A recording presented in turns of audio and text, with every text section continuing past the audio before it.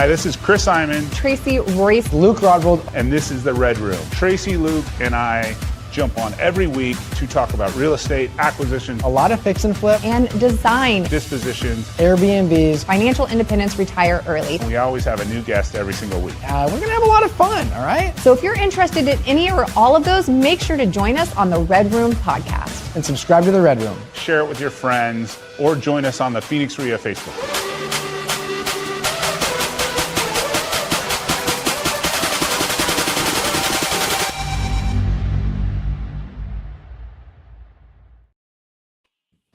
And voila, we're off. All right. That intro is pretty legit. Mm-hmm. All right, so the Phoenix real estate market, it's an interesting little market right now. So I got some interesting news from friends, family. I did a little market dive myself the last week. But if you just look at inventory, we have just been steady Eddie in that 25,000 units. We come on here every week and I'm like 25,000.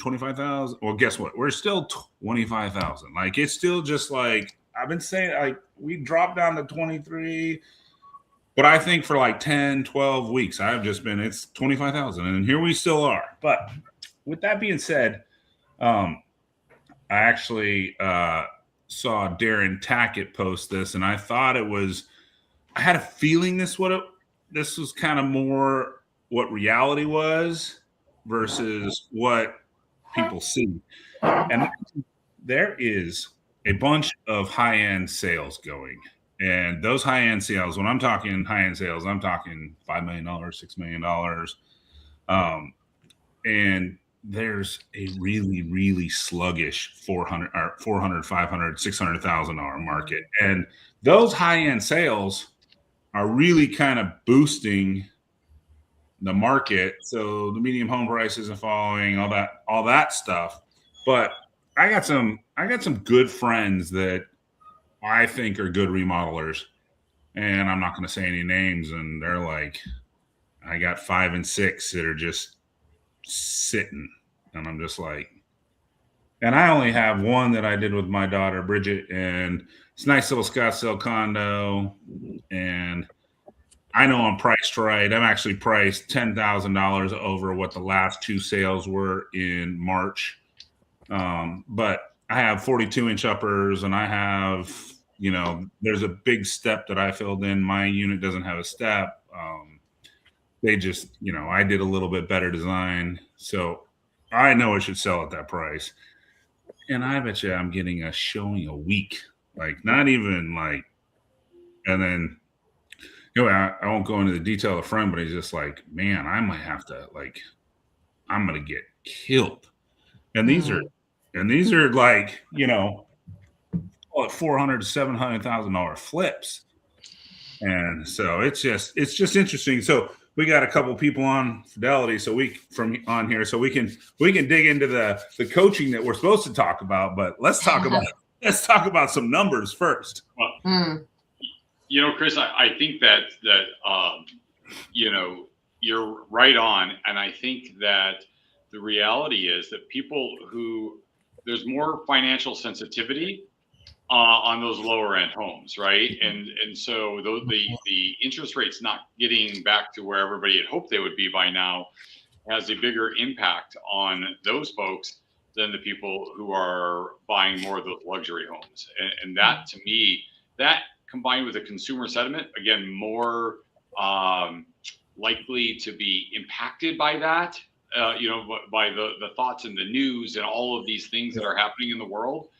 To me, that's why I would think that we're seeing a little less activity in that more entry-level market. Yeah, and what's funny is the 10-year bond, it had dipped to 3.99 or 3.95, and every social media blowing up was going out there. Rates under 6, and everything was jumping up and down. Well, the 10-year bond did kind of trickle back up to 4.35.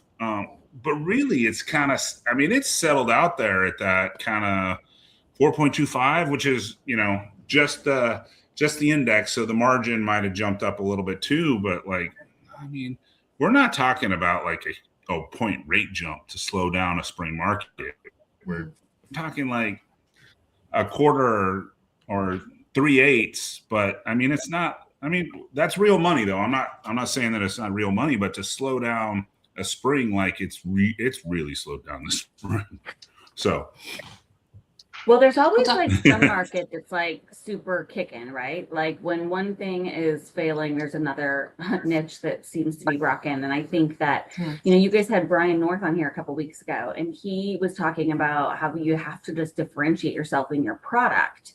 And in the super luxury world, that is definitely still a fruitful situation. And I think that if you guys didn't watch that episode where they interviewed Brian North a couple weeks ago, he offered some really great insight on, bringing the right product to market and knowing your competition and knowing what else is in the ground and what's being renovated around you.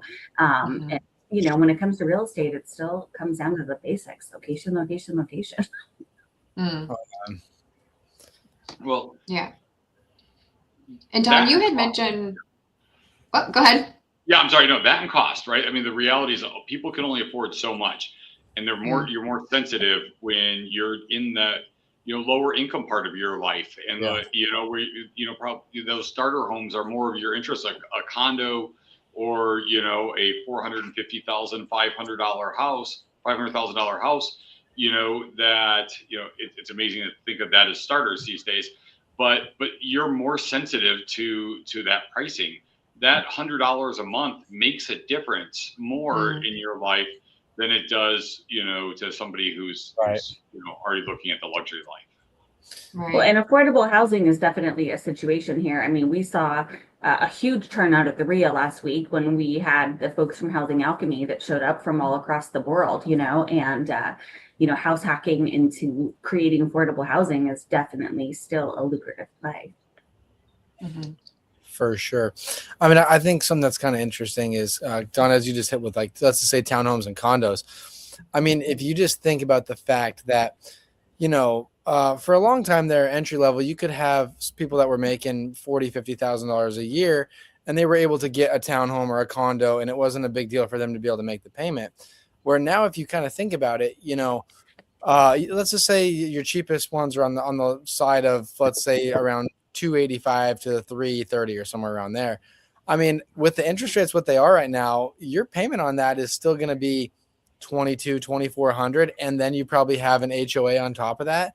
So I mean, like, you're talking about being in that ballpark of $2,500 to $2,700, $2,800 a month for a townhome or for a condo. And so I mean, that is not a small payment for someone who might be in that ballpark that's maybe making $50,000 a year or so. I mean, that's a huge chunk of their income.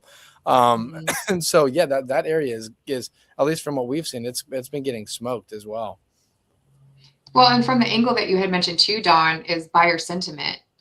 Chris already talked about how our inventory is around the same. The interest rates have stayed roughly the same. So what is one of the major differentiators? And it seems like it's just the posturing of, what's going to happen after this? Can I afford this? Not only right now, but for the next, however many years, and how is this going to play out? So do you guys see those conversations happening from an agent level down to the buyer level, especially in that price point, to have them calming nerves, talking about interest rates, affordability? Like, how is that playing out in your guys' world? Yeah, from the agent standpoint, for sure. And let's face it, all of us, whether we want to admit it or not, have some level of emotional drive in us, right? And so when we don't feel good, then we're less likely to take action.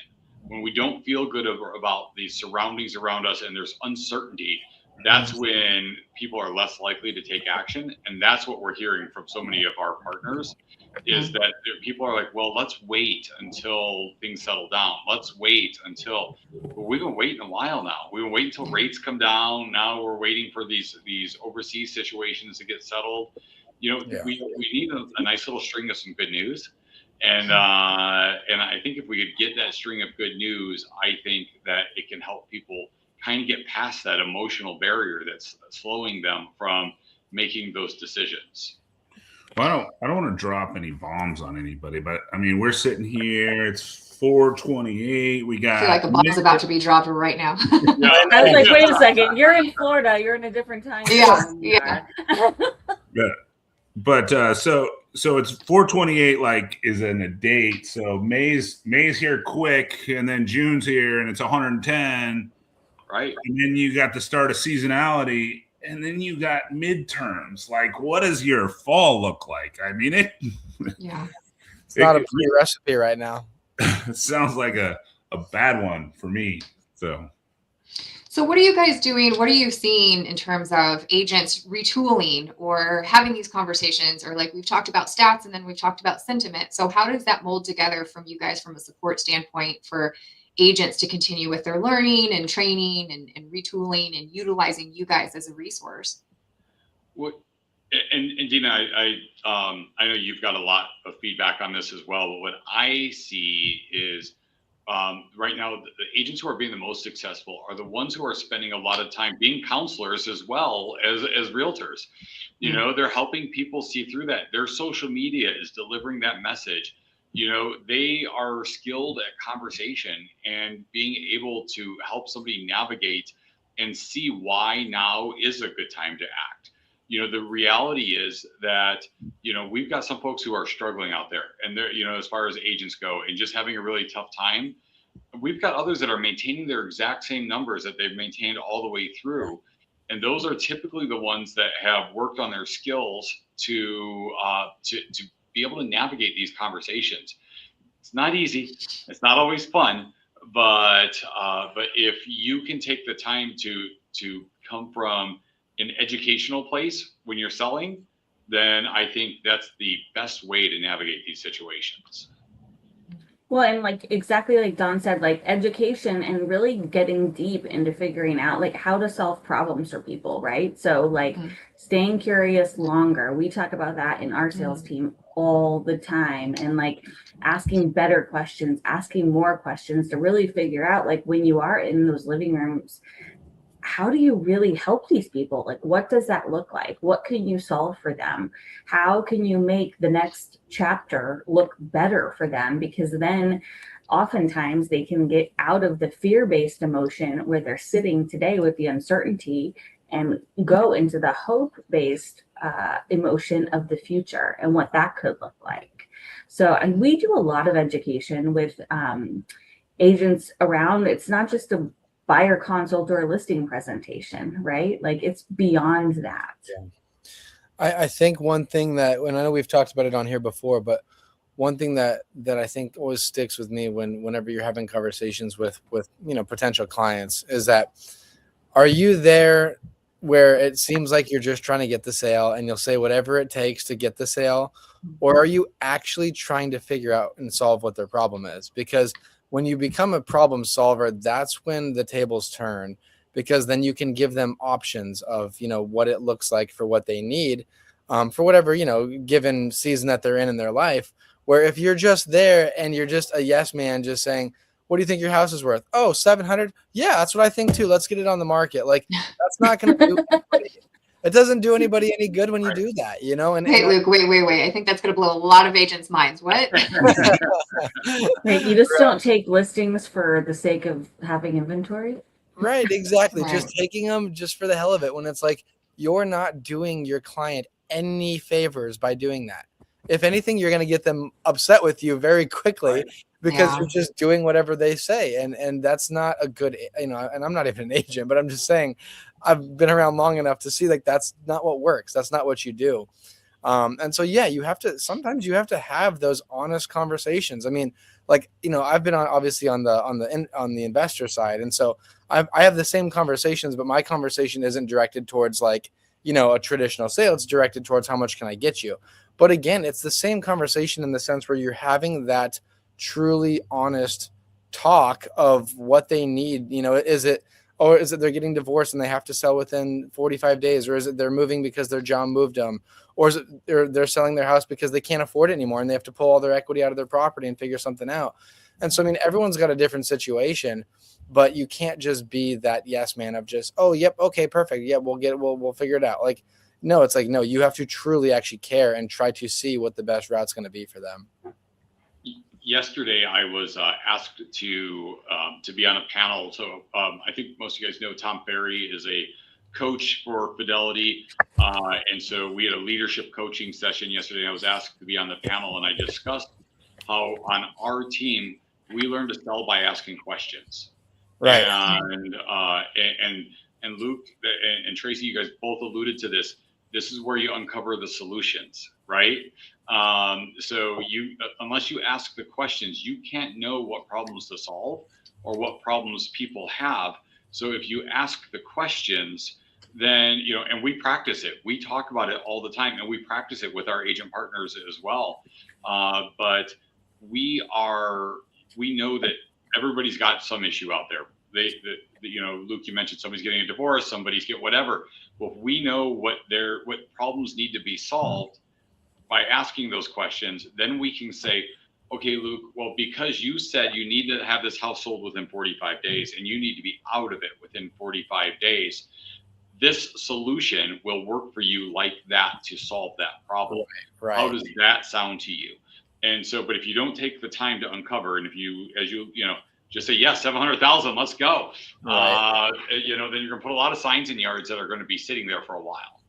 Which has been happening pretty often lately. Right, and now we get 25,000. Well, and I really like what Dena had said. That snippet is sticking with me. Stay curious longer.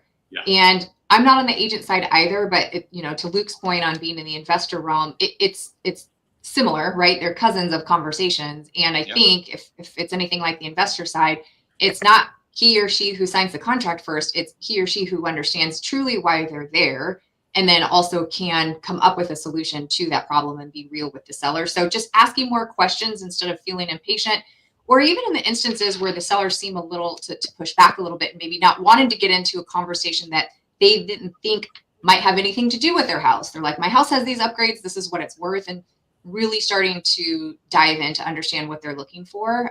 So yeah, I really love that. Stay curious longer. Yeah. And if you can help guide people through self-discovery in that process as well, to like, okay, I know that you think your pink kitchen makes your house a rock star house, but how many people do you think want, 4-inch tiles on their kitchen counter that are pink, and, pink walls and all, what other houses have you seen when you were looking at Zillow? What houses did you see that compared to that, on Zillow, and again, going through that question cycle, and helping people self-discover. If you can help them self-discover, then they start helping you solve the problems. For sure. Don, do you have that address? Because I think Luke's looking for like a Barbie house. Oh, let's go. Pink on pink. Sounds like a vibe. Let's make it happen. I can see Luke making it a theme house up at Prescott somewhere, and I'll be an Airbnb tenant. So yeah. Hey, In Barbie Dreamland, count me in. There you go. We'll figure it out. We can make it work. I can pretty much guarantee you that. Yeah. Mm-hmm. You just got to find that right buyer, Don, That's right. My dad told me a long time ago, it just takes one. You don't have to appeal to the masses. It just takes one. Mm-hmm. So what else are you guys seeing that would help educate agents and investors? I mean, Luke's here talking about the story that he's been in the living room, but it's the same thing. If he signs it up too high, then he can't wholesale it, or he doesn't make a profit on a rehab. And then if he can't wholesale it, he's there canceling at the end of 10 days, not waiting for 90 days for the listing to expire, but he still has an unhappy client. So it's still the same thing. Well, and I think that it's funny because I saw we had an event earlier today with one of our lender partners, and I saw Ty Lusk over there, and pretty much everybody knows Ty these days. But I was telling him, I said, I'm probably going to talk about you today. I'm going to be on the Redroom podcast later. I'm probably going to talk about you.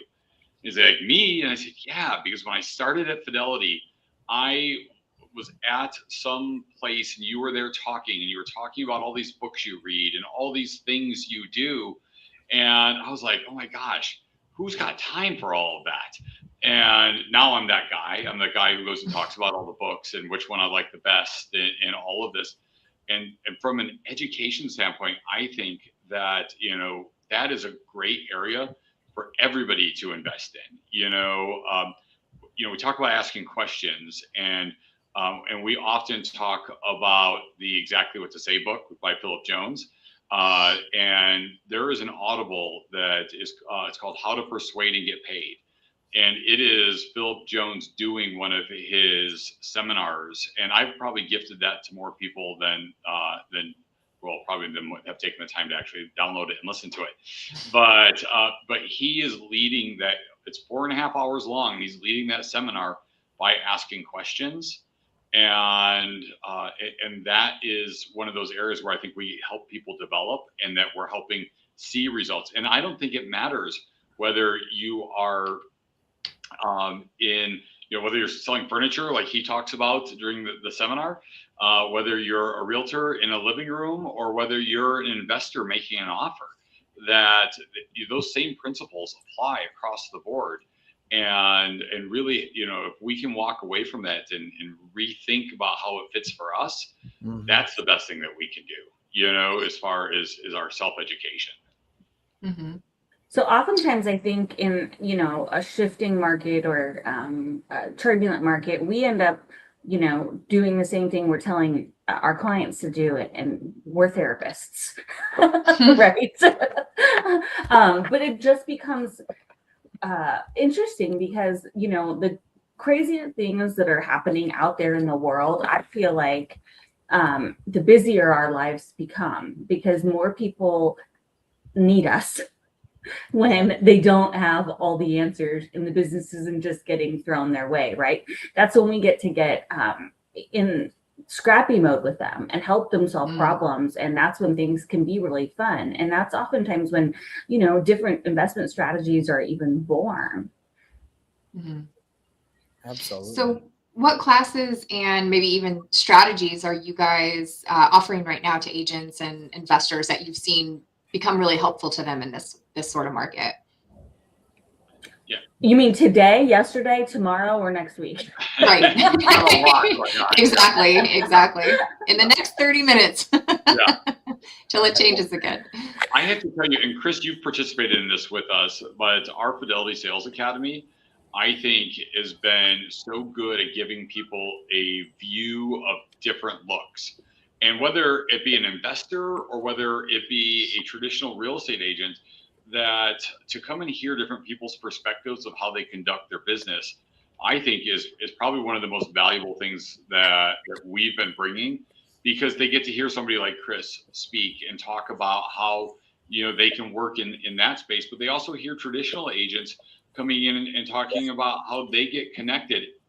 And the beauty is, you get to reach in and just take those bits and pieces that work for you and your strategy and your plan, and then look to your implementation, and that's what's really, that's really great. Like the discipline of making phone calls is the discipline of making phone calls. Oh, yeah. That's what picking up, so it doesn't matter what those calls are.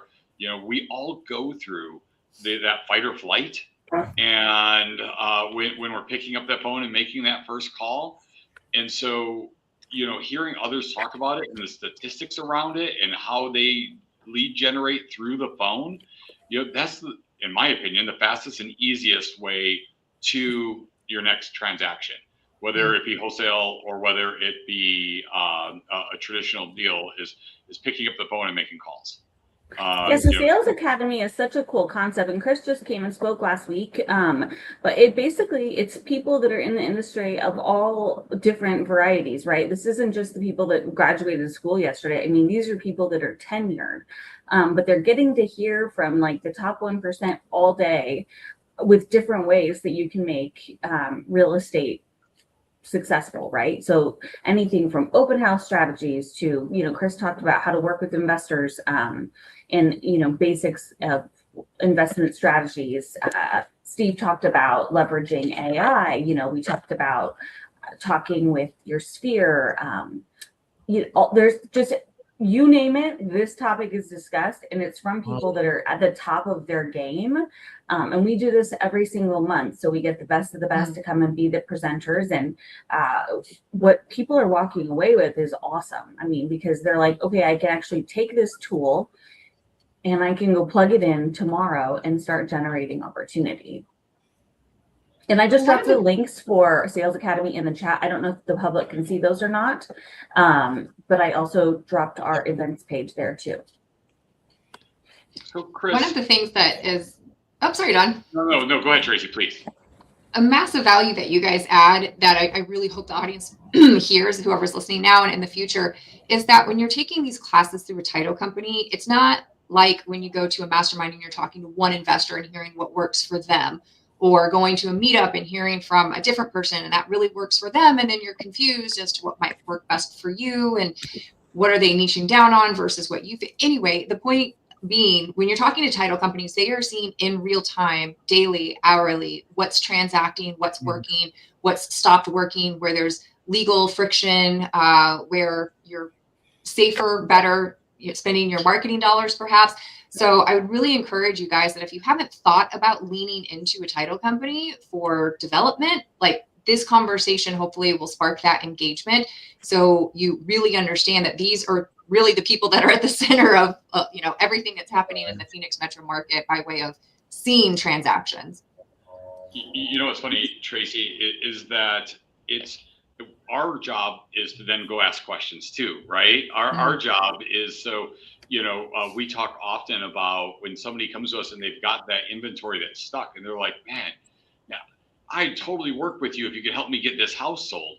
But that's not our job, right? That's not what we do. We don't sell houses. Like our job is the title insurance, the marketing pieces and all of that. So what a better question for me to come to with Luke when Luke's in this issue is, Luke, man, it sounds like you might have a tough seller there. These are some of the strategies I've seen that have worked for some other folks. But let me ask you, how did you meet them? How did you get connected with that person?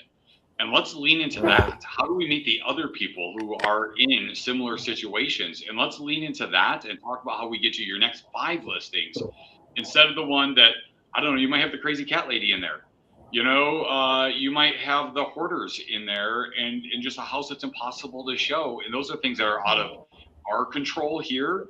But and what we can do, though, is help you know how to talk to those other people or pull statistics that are going to help us find and uncover those other people that are similar. So those are the areas where if we're asking questions, we can help our partners be the most successful. Well, I'm just hearing that Luke has a pink house with hoarders and cats and listed it at 700. So it sounds like the problem's Luke here. Luke's got all the fun stuff happening over at his houses. So I think another big one. Definitely, yeah. But no, I think another thing that that you guys can help with, that it was even in the news, recently, is just when everything happened with, the contracts having to state, certain terms and whatnot, where again, as Tracy said, this is stuff that you guys work with every single day, every minute of every day. And so it's nice to have you guys as a resource. You can come back and you can say, hey, listen, here's a contract that I've been using for the past however many years, but now that this stuff has come out, do I need to change this? And then, I'm not saying you guys are like the legal, counsel to say this, but you guys can at least say, hey, this is a contract that we've been seeing that's been working, that's been fine. This is suffice moving forward. Where again, if you don't have a title company in your corner to be able to ask those questions, you could find yourself in trouble. Well, over the years too, Luke, like you've known, because even your contracts have changed because the landscape has changed a little bit. So it's like maybe it's time to add some additional verbiage, or maybe now if you're a licensee, there needs to be something additional in there because you're wholesaling the contract, and like, what does that look like? So yeah, I think, being that Fidelity is the largest national insurer in the country, I mean, we're definitely on the forefront of all of that kind of stuff when it comes to protecting our clients and protecting the consumer. And one of the cool things, actually, I think I launched yesterday or the day maybe today, But you guys probably all got an email saying we're now doing property monitoring post closing. Did you guys get that? I saw it. Yes. Yeah. Yeah. It's a cool offering. Yeah, it's free service. I mean, I think Fidelity is just always ahead. You know, whatever's happening, they are ahead of whatever's next and trying to figure out how to help everybody along the way. Heck yeah. Like the Phoenix Rio, one step ahead. Yeah. I was trying to be. Do you mind if I flip things a little bit and ask you about your learning? I've heard your story before about, how you got started and things went great and then they didn't. How did you learn of coming out of when they didn't go great part? What did you lean into as far as helping you rebound from a market that was suddenly you lost the floor underneath you? Well, I just think that is, I don't know. And I heard somebody said, I like to just hire athletes or people that have that kind of just mentality. But I mean, it's just, I literally went from everything to nothing, like nothing. Like, but I mean, what are you going to do? If you got 3 kids, you don't have a choice. You just go. Like, I didn't have a choice. Someone said, you want to go drive houses? I need some houses driven today. I was like, I got nothing else to do. I'm going to go drive some houses. Let's go. But yeah. And then obviously just keeping a good name when you're in the gutter, like someone reaches out and throws you an olive branch. And you're like, for instance, driving houses. Like, I didn't think I'd be driving houses for a week or two. I'm like, so I took driving houses and then it's like, oh, here's an opportunity over here. And then, and then just kept going. Right. So, but just not quitting. You don't quit. Yeah. I'm sure there's plenty of people that have that amazing run and then they get on the downside and then they just get into excuses. Right. And sitting on the couch and I did, when you got 3 kids, there's no excuse. Right. Yeah. They need eat no matter what. Yeah. Tracy, what about for you? What did you lean into as you were developing your career as far as learning? What did that look like for you? Lots of doing uncomfortable things. I don't have a background in construction, so it was being on site a lot, spending my after hours, on YouTube University, asking a lot of questions, any exposure that I could, and not being afraid to show up even regardless of how anxious I felt about it. It was more meaningful for me to work through that fear than it was to be in the position I was before, which wasn't bad, but I decided I wanted to be in a much different position and just leaned into, well, that's the past, this is forward, and whatever it takes. Essentially is can't quit, exactly like Chris said, and just whatever it takes, keep going. Right. And Luke, I bet you can't guess who I'm going to ask next. Dena. Honestly, Luke, you've done, you've done wholesale, you do your Airbnb business, you do all of that. So where did you lean into for resources and learning and education on that? I mean, honestly, a lot of it for, I guess getting started was honestly Chris and Dena and like you guys give us a lot of resources, when we first got started, in the sense of, being able to, when we put a property under contract, I could reach out to Chris and be like, hey, can you try to sell this for me? It just made it easy. And, when we first didn't have any money for leads and stuff, when we'd get lists from Dena and stuff. So, I mean, that's like from the beginning stages. And then as it would continue going on, we went pretty heavy from wholesaling into fix and flip. Once we had the money and the resources and figured out how to go fix and flip, we went heavy fix and flip. And so, when I went heavy fix and flip, it was a lot of honestly learning as you go. I mean, it was a lot of starting with 1 property and then moving to 3 and then, scaling to doing, there's times where we had 20 flips at a time going, and I never want to do that again. I don't want that. We had months where we had $130,000 hard money nut at the end of every month. And that's just not what I don't want that anymore. That's not the lifestyle that I want. But no, the biggest thing for me, honestly, is I'm a risk taker. I'm a risky person. And there's been times when it's gone really well, and there's been times when it's gone bad.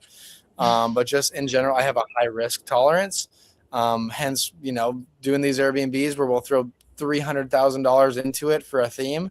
And it's like, if this thing doesn't go well, there's not gonna be many buyers for this, And so we've tried some crazy stuff. But I mean, just in general, I would say while you're young, take the risk. I mean, that's calculated risk, of course. Right? Like, I'm never saying just like go be absolutely insane and don't like put any thought behind it. Cause I mean, we started with a couple that weren't anything crazy. And then once they went well, then we're like, okay, well, I feel like this can go better if we do some crazier stuff. We can put more money into them because we already have the results. And then it kind of has, it's kind of snowballed from that point to what we're doing now. And again, it's all calculated. It's more so calculated now than it was at the beginning. The beginning was just like, I don't know, we'll try it out. Well, you were also smart though. Like every time like you were like wanting to go after something new or like, but you didn't know what that was, like you would pick up the phone and you would call and be like, hey, how do I do this? Like, hey, do I need a contract? Like, who can be my attorney? Like, you were really good about, especially when you first got started, like, I don't know what's next. What should I do next? Like, and asking the people around you, for advice and support along the journey, and knowing that like the people in your corner are going to be part of your success, or in some of those cases, your chaos, and love you through the process. Exactly. I mean, I think those are things that you have to do along the way, because I mean, again, if you just do it alone, it's going to be a much longer learning curve. It's going to be a much longer and much more difficult versus when you have people that are willing to fight for you and using them. So, yeah. I got one last question for Luke. Yeah. How much did you learn in all your 8 or 9 years of experience? I don't know when you started with Brent, but how much did you learn between June 22 and December 22? I learned how to lose $1 million pretty quickly. Oh, wow. Pretty quick. But how much did you learn? that was work. June, so 2022, that was when we had 20 plus flips going at one time. And I've talked about it on here before, but we would run our average profit margin would be like 10%. And you don't have to be a mathematician to know what's going to happen when the market drops 20%. And so, 2022 was a tough year. It was a lot of losses. And it was a rough one. It was a rough one for sure. But you probably learned the most in that 6 months. Oh my gosh, absolutely. Yeah, there's no question about it. Like I said, you lose about $1 million in a 6 month in a 6 month time span, and it's a gut punch. Yeah. Well, the good news is Fidelity will not charge you guys $1 million for their education. How can they connect with you to find you? You guys listed a couple links there, but otherwise, if they want to connect with you personally or find out more about what you guys offer, where can they get that info? Yeah, well, that's what really through our events is a great way. Dena is out there everywhere, just about every investor event these days. It just shocks me how she's kind of our little Energizer bunny around over here. I'm going on vacation. In 2 weeks, I'm getting married and nice. Going on vacation for a couple of weeks. So get Dena first. But I'm like, so first of all, he's saying go to Dena's Insta. Which is called the Dena M. Jones, and happy to be a resource. We love helping people when they're first getting started in the business, and also, through all kinds of successes in the future. And we would love to help in any way that we can. We are also going to be back at Orange Tree in 3 weeks. May 19th. And we've got Buck Wise, who is going to be doing a keynote. And Buck is, we actually had an event with Buck earlier today. That's the one that Don was referring to. But he is excellent at helping people create their personal brands and scale and turning that into sales. So if you are at any level of sales and you are wanting to grow more and grow in the era of AI, which is now, upon us, definitely come and check it out. He is going to give you guys some really good tips and practical application that you can apply immediately to grow your business. Awesome. Well, thanks for coming on, guys. It's always a pleasure to see you guys. Thanks for having us. Yeah. So good to see you guys. Tracy, Luke, great seeing you guys. I know. Good seeing you as well. Yeah. Have a great rest of your week, guys. Bye. Hey, thanks for watching that episode. And this is the start of your real estate journey. There's over 100 episodes and a bunch of playlists. And please hit subscribe before you move on to the next video.